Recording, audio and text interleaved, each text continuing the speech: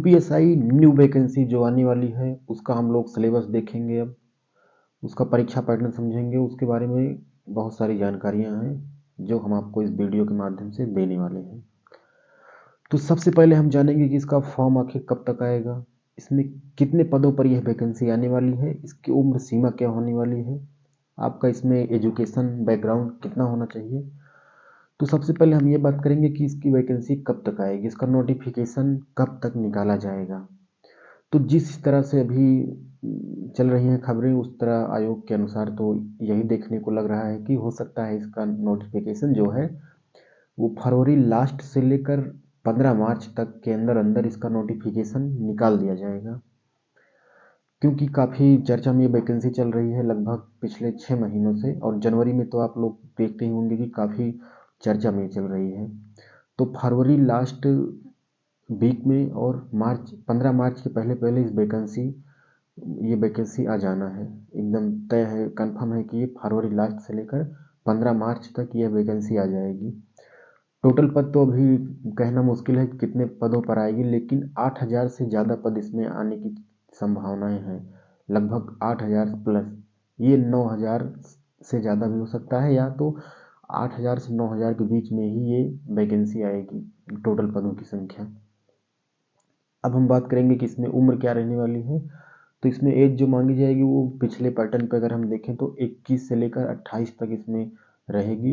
इसके अलावा SC ST और OBC वालों को 5 वर्ष की छूट या उससे ज़्यादा भी अन्य आरक्षण के हिसाब से दिया जा सकता है छूट। बाकी आप लोग एक एवरेज मान के चलिए तो जो रहता है 21 से 28 वर्ष।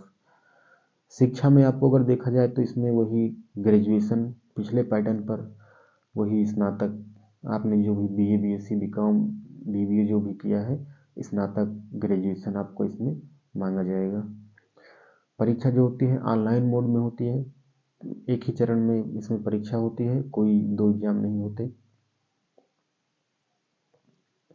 अब हम इसका पाठ्यक्रम देखें अगर तो यूपीएसआई पाठ्यक्रम पिछले पैटर्न के अनुसार अगर हम इसको देखेंगे तो यहाँ आप लोग अंक देख सकते हैं, और यहाँ पे हम लिखित परीक्षा का इसका पाठ्यक्रम अर्थात इसका पैटर्न समझेंगे। इसमें 4 सब्जेक्ट से टोटल क्वेश्चन पूछे जाएंगे, 1 2 3 और 4। पहले पर क्या रहेगा, हिंदी रहेगी, सामान्य हिंदी, वही हाई स्कूल लेवल तक, या फिर जो आपने पढ़ा है इंटर तक, जो हिंदी ग्रामर से संबंधित और हिंदी साहित्य, वही इसमें लगभग 40 प्रश्न इसमें रहेंगे हिंदी के। समान ज्ञान अर्थात GS के सब्जेक्ट से 40 प्रश्न रहेंगे। इसमें गणित के आएंगे, 40 प्रश्न गणित से आएगा। और इसके अलावा इस यूपीएसआई की वैकेंसी में रीजनिंग से 40 प्रश्न हो सकते हैं। अब हम आपको यहाँ पर बता दें कि टोटल जो अंक रहेंगे 40 पर 100 अंक, इस 40 पर भी 100 अंक, अर्थात 2.5 अंक के एक प्रश्न 2.5 अंक का रहेगा। तो इस तरह से इसका हो जाएगा, प्रत्येक जो सेक्शन है चारों सेक्शन से 100 अंक के प्रश्न पूछे जाएंगे। अब इसमें अगर आप हिंदी पढ़ते हैं तो आपके 40 लगभग 35 प्रश्न आप सही करके आ सकते हैं। अब GS में अगर आपको देखा जाए तो 40 प्रश्न रहते हैं। इस 40 में जो 20 प्रश्न अर्थात 50%, GS का 50%, GS का टोटल 50% तो पॉलिटी और मूल विधि से ही होता है। मूल विधि अर्थात जो CRPC और जो भारतीय न्याय संहिता वर्तमान में लागू हुई है, भारत सरकार केंद्र सरकार ने जो संसद में कानून पेश किया है और जो मतलब फाइनल हो चुका है पेश होकर, तो उसमें वो CRPC और IPC जो पहले चलती थी भारतीय न्याय संहिता, तो इन सबसे और पॉलिटी से मिला के 50%, GS का 50% तो एक ही सब्जेक्ट से आएगा।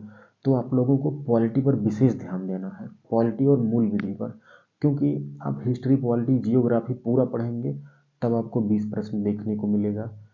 वहीं आपको इसमें से केवल एक ही सब्जेक्ट से आपको 20 प्रश्न देखने को मिल रहे हैं। तो अगर आप हिस्ट्री जियोग्राफी पॉलिटी अगर आप थोड़ा बहुत स्किप भी कर देते हैं, पर आपको पॉलिटी नहीं स्किप करना है, इसको एक तरह से एकदम घोर के पी जाना है। लगातार आपको रिवाइज करना है, अच्छे से नोट्स वगैरह 4-5 बार रिवाइज करके पॉलिटी पर विशेष ध्यान देना है। क्योंकि गणित रीजनिंग और हिंदी तो आप UPP में भी पढ़े होंगे, तो इसमें ज़्यादा उतना विशेष नहीं करना, लेकिन पॉलिटी पे आपको बहुत ही विशेष ध्यान देना है।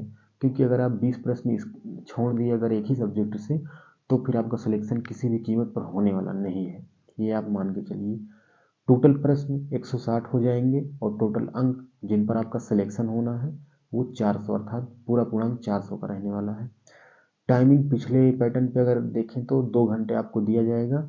इस बार हो सकता है कि चेंज भी हो जाए, लेकिन संभावनाएं बिल्कुल नहीं है। हम पिछले पैटर्न पे आपको बता रहे हैं, ठीक है। अब बाकी नोटिफिकेशन आने के बाद ही पता चलेगा कैसा क्या सिस्टम रहता है। बदलाव भी हो सकता है कुछ, अगर आयोग चाहेगा तो इसमें चरण जो होते हैं वो टोटल 3 चरण में आपका सिलेक्शन होगा फाइनली। पहला लिखित परीक्षा होगी जिसका पैटर्न हमने इधर आपको समझा दिया है। दूसरा इसमें शारीरिक परीक्षण होगा, शारीरिक परीक्षण, और फिर उसके बाद चिकित्सा परीक्षण होता है, ठीक है।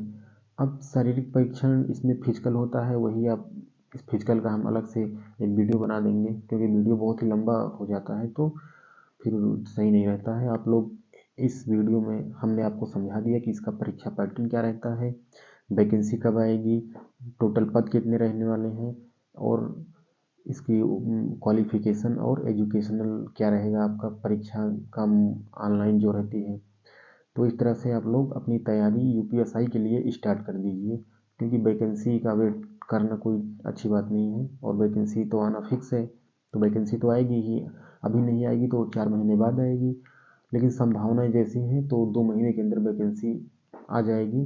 तो इस तरह से वैकेंसी आने के बाद आप तैयारी शुरू करेंगे तो आप बहुत लेट हो जाएंगे, क्योंकि कई लोग ऐसे भी रहते हैं, बहुत सारे हजारों लाखों बच्चे छात्र रहते हैं, अभ्यर्थी जो हैं वो 5-5 साल पहले से तैयारी कर रहे हैं। पिछले बार के एग्ज़ाम में उनका 4-5 नंबर से रह गया था, तो वो लोग इस बार भी एग्ज़ाम देंगे। तो इस तरह से आप उनसे अगर फाइट करना चाहते हैं, उनके बगल आप एग्ज़ाम देंगे बैठ के, तो कैसे कर पाएंगे अगर आप इतना लेट तैयारी स्टार्ट करेंगे। तो इस तरह से आप लोग तैयारी अपनी स्टार्ट कर दीजिए। आपको एक अलग ही कॉन्फिडेंस रहेगा कि भाई नोटिफिकेशन आने के बाद से तैयारी कर रहे हैं। लेकिन अगर मान लीजिए नोटिफिकेशन आता है और आप उसके बाद तैयारी स्टार्ट करते हैं, तो आपके अंदर उस मोटिवेशन की कमी रहेगी कि मैं पहले से तैयारी नहीं कर रहा हूँ, क्योंकि नोटिफिकेशन आने पर तो पूरी भीड़ आ जाएगी तैयारी करने वाली। तो आपको उस भीड़ से अलग होकर चलना है, क्योंकि अगर आप भीड़ में शामिल हो जाओगे तो भीड़ से ही आपको हटा दिया जाएगा, अर्थात आपको घर भेज दिया जाएगा, आप फाइनल वर्दी नहीं पाओगे। तो फाइनल वर्दी पाना है तो तैयारी भी से स्टार्ट कर दीजिए। ओके, जय हिंद।